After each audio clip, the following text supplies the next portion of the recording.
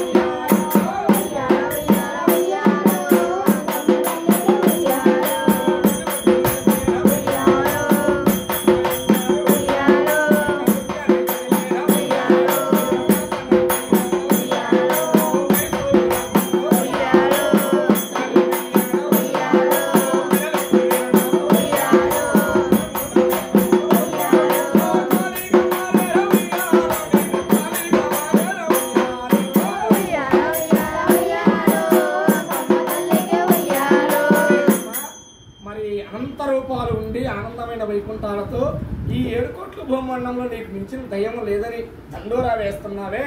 అరే హరా మరి సర్వ పాపములు హరించి సకల రూపాలు తాండవాడుతూ మరి ఫలయములు ముంచుకోవస్తూ ఈ ముంచుకొచ్చిన ఫలయాలు అదే మెడ మీద తలకాయ కొట్టుకొని పోతూ పాదంలో వేసి ఈ ఊబిలో దింపి అరహరా ఈ ఊళ్ళో నుంచి ఎప్పుడు ఒడ్డును వేస్తావా నిష్ఠదైవాన్ని గొలుస్తూ ఈ ఒడ్డును వేయిన సమయం టైం దాటిపోతే అరహరా ఇంకేముంది నిష్ఠదైవం మమ్మల్ని ఉంచిపెట్టి అంటూ ఎందరు ఏది అన్నా ఎందరు ఏది పసనం చేసినా మరి సకల లోకాలు పసనమయ్యి ఎవరి పాపకర్మలు మొయ్యక తప్పదు. సర్వాంతర్యామి ఏ దైవాన్ని ఎంత తరుణముతో కొలిసినా అరహరా సకల రూపాలు పొందుతూ ఆదిమూర్తి అయ్యి మరి ఇంటి ఇళ్లపై కొలదై ఇంటిలో ఊగులాడుతూ దైవం ఎప్పుడు ఊబిలో నుంచి ఒడ్డును వేయకుండా ఉండదు. కానీ ఎప్పుడు వస్తుంది ఈ సర్వ పాపములు మొత్తము శూన్యమవ్వాలి. ఈ దేహము మల్లె లాంటి మనసుతోటి తరుణం అవ్వాలి. ఈ మనస్సు తరుణం ఎప్పుడైతే అవుతుందో అప్పుడు మునగబోయేటప్పుడు కురుబొట్టుకొని తీసి ఒడ్డున వేస్తుంది. మరి అప్పుడు దాకా ఈ మానవ శరీరం ఓర్చుకోదే. అయ్యో ఇంకేముంది మునిగిపోతున్నాం మునిగిపోతున్నాం. కానీ దైవము కూడా టైము వచ్చేంత వరకు ఎన్ని సేవలు చేసినా ఎన్ని బలులు ఇచ్చినా అరహరా ఎన్ని వేరుదాలతో వీరంగా వాడినా సర్వము ఉట్టిలో నుంచి ఆ కుండలో చూస్తూనే ఉంటుంది. మరి ఈ కుండలో ఉన్నావో మనం ఏం చేస్తున్నాం మనం ఒకసారి కూడా దుమ్మెత్తిపోతూ ఉంటారు, చాటెత్తి చెరుగుతూ ఉంటారు. ఎందుకు పేడగురుగు నేను వస్తానని చెబుతా, అయ్యో పేడగురుగు వచ్చిందని చాటెత్తి చిమ్ముతూ వెళుతూ ఉంటారు. కానీ ఎంత చిమ్మినా అరహరా ఎంత దూరంగా నన్ను తీసుకెళ్ళి నెట్టి వేసినా మళ్ళీ ఆ గుమ్మకు ఆ సూర్యుకులో పేడగురుగు నేను వస్తా. ఎందుకు వస్తాను? బహుబంధములు కలుపుతా. ఈ బహుబంధముల తీగ ఎక్కడుందో పట్టేస్తా. ఈ తీగను నేను జయపదంగా ఆదుకుంటా. మరి తీగ ఎంత లోతుంటుందో ఎవరికి తెలియదు. ఈ తీగ లేకపోతే అసలు ఏముంది? చెట్టు ఎండిపోదంటమ్మా, ఎండిపోతా చెట్టు. మాను జయపద వరం అంటే కొమ్మలు ఎన్ని వచ్చినా ఈ మాను ఆదుకుంటుంది. ఈ మాను ఉండాలంటే ఏం చేయాలి? వేరు జయపదంగా ఉండాలి. ఈ వేరు ఒడి వంగిందనుకో చెట్టులో మాను వంగుతుంది, కొమ్మలు మొత్తం బరువవుతాయి, దాని మీద వాలిపోతాయి. ఈ భక్తుల్లో ఉన్న కష్టకాలాలు కూడా ఆ విధంగా ఉన్నాయని శ్రీనివాసుడు సాక్ష్య ప్రమాణకం చేస్తున్నా. సర్వరూపాలు పొందుతూ అరహరా సర్వేశ్వరునయ్యి ఆనందమూర్తితో కష్టకాలాలు తీర్చి నన్ను ఎవరైతే నమ్మి ఆనంద వైకుంఠాలతో ఒత్తిలేని జ్యోతిని వెలిగిస్తారో ఆ ఇంటి ఎలుగుపైన కొలదైన ఇంట్లో ఊగలాడుతూ పేడ వరకునే సూరక్కులు మీరు వద్దన్నా కూడా నేను జయపదంగా వెలుగుతానని నా సాక్షి కింద సాక్షి మీ అందరూ ప్రమాణకం చేస్తున్నా. నన్ను నమ్మి నమ్మని వారికి నేను నమ్మి నమ్మకుండే ఉంటా, చిక్కకుండే ఉంటా. ఆనంద రూపాలతో ఎవరైతే నన్ను నమ్మి అరహరా నీ ఉండవమ్మని ఈ ముళ్ళ కంచెల కాలు పెట్టగలుగుతారో ఆ ముళ్ళ కంచెల పూలబాట చేస్తా. ఇంకేముంది నేను చూస్తున్నాను మన పాపం చేసి వద్దాం పోయిన చేతి ఖచ్చితంగా గుచ్చేస్తా. గుచ్చేస్తే ఎక్కడ పోతాడయ్యా? పాపము చేసిన వాడు ముళ్ళు గుచ్చుకుంటే ఎక్కడికి వెళ్తాడు? ఎక్కడికి వెళ్ళలేడు. కానీ 1-2 సార్లు నేను కూడా చూస్తా. 3వ సారి చక్కగా సనుపాయం పాలిస్తా. ఈ సనుపాయం పాలు అమ్మ నాకు ఇచ్చిందని మారుతాడా లేదా ఇంకా ఎక్కువగానే తాగాలని చూస్తాడనేది పక్ష పెడతా. నేను కూడా నా సనుపాయం పాలు తాగాలంటే చాలా జన్మజుక్తంలో పుట్టి ఉండాలి. అందరికి నేను చెప్పనది, అందరికి కూడా హక్కు కూడా అందరికీ ఇవ్వను. కానీ నన్ను కొలిసి ఆనంద రూపాలు పొంది అదృష్టమైన భావాలతో అరహరా అయ్యో ఇంకేమో నేను కొలితే మాకే వచ్చిన కష్టాలు మొత్తం ముంచుకొచ్చినాయి అని దుమ్మెత్తి పోస్తూ ఉంటారు. పోసి వేసినా కూడా ఎక్కడో చిన్న దువ్వాయి నేను మూలన వెలుగుతూనే ఉంటా. నా బిడ్డ ఇంత కష్టకాలాలు ఉన్నాయి, కర్మ బలం తీరలేదని నేను కూడా చూస్తూనే ఉంటా. ఎప్పుడైతే తీరిపోతుందో తీరిపోయినప్పుడు చక్కగా కురుబట్టి ఒడుగు వేస్తా. అప్పుడు ఈ ఒక శాస దోశ మొత్తం ఎవరి మీద ఉంటుంది? నా ఒక అనుగ్రహ పసనం అవుతుంది. ఇష్టదైవం మీద ఉంటుంది. ఎవరి ఇష్టదైవాన్ని వాళ్ళు సేవించాలి. ఒక అంకమ్మ తల్లి శ్రీనివాస ఇవి కాదు, ఎవరి ఇష్టదైవాన్ని వాళ్ళు సేవించుకోవాలి. ఆ ఇష్టదైవం మీద భారం వేయాలి. ఆ ఇష్టదైవాన్ని నమ్మాలి. ఒత్తిడిని జ్యోతి ఎక్కడ వెలుగుతుంది? మరి ఈ ఆత్మలో ఒత్తిడిని జ్యోతి వెలిగించుకుంటేనే జయపదంగా వెలుగుతుంది. ఆ జ్యోతి నిలబడుతుంది. ఇంకేమన్నా మీరు అంతా అనుకుంటే ఆయన కూడా వెలగకుండా తరుణం అవుతుంది. ఇప్పుడేంటి మాల వాళ్ళు మాల చేస్తున్నారు అనుకో, అయ్యా తాండవ చెబుతుంది కూర్చుండి అయ్యా మాల వేద్దురు చెప్పాలి.